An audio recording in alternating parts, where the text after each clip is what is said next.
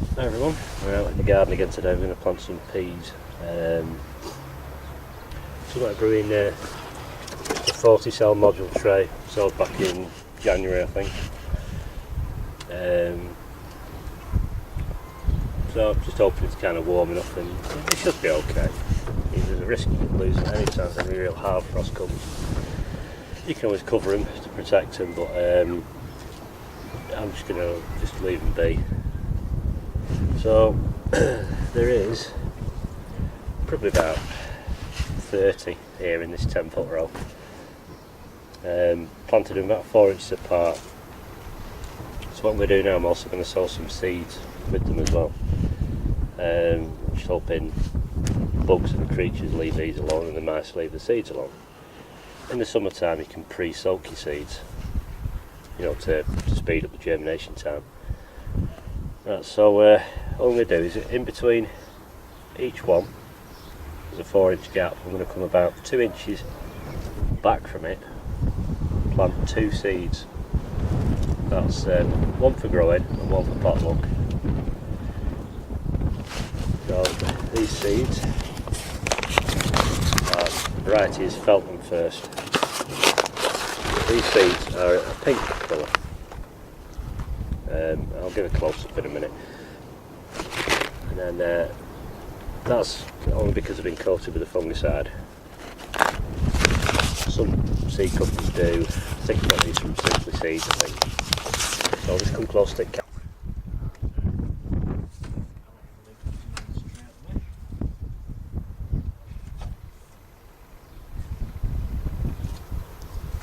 Closer to these seeds.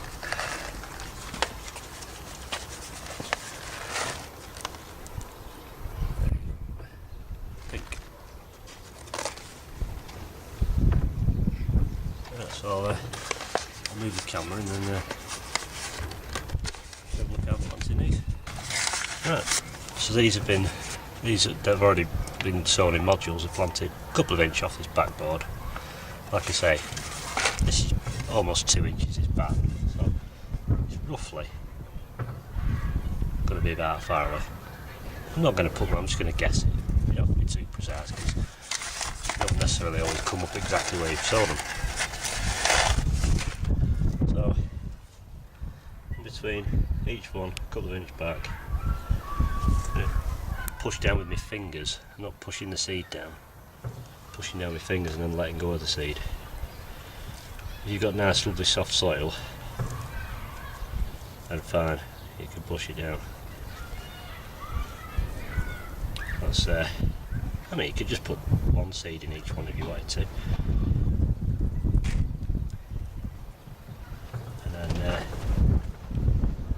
I'm not going to water these because the ground is quite damp still. Water them and it freezes, they're just going to just become a big ice cube, which is no good. Like I say, you can either push your finger in first, make a hole, get the 2 seeds, push them down, let go of them, and then fill it. Carry that until you've done your whole row. Make sure all these are filled in. I mean, there's all ways that people used to mask the smell of peas from mice, soaking them in paraffin.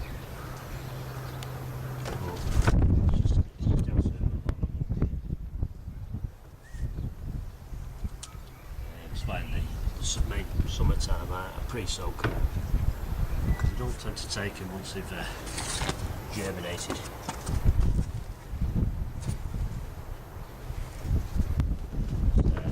Birds are a pain as well, so you can always put a little bit of netting over these or just something to keep the birds at bay.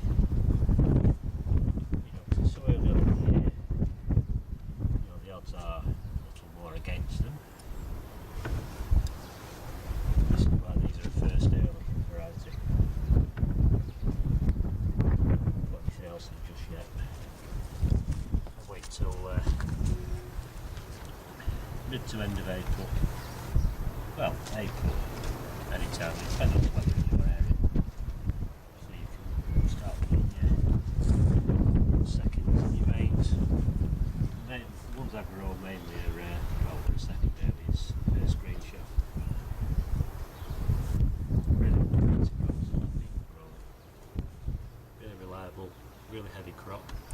And all I do is I put my peas in a jar for about an hour, empty them out, and they will swell up a little bit. You can put them over now, you don't want to drown and rot them. You know, say an hour to 2 hours. And they'll take on that moisture and then just starts them off rather than having to wait for the moisture from the ground or when you water them. You take it so they'll split really quick.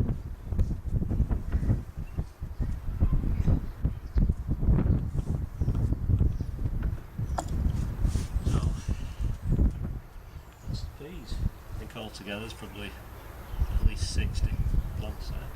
The idea of planting these ones after these ones fail, you've got a backup. Also these ones will grab on and then these ones will come slightly later. Remember, they'll grow a bit quicker because it's going to be a bit warmer than when these are sown, so they will kind of catch up.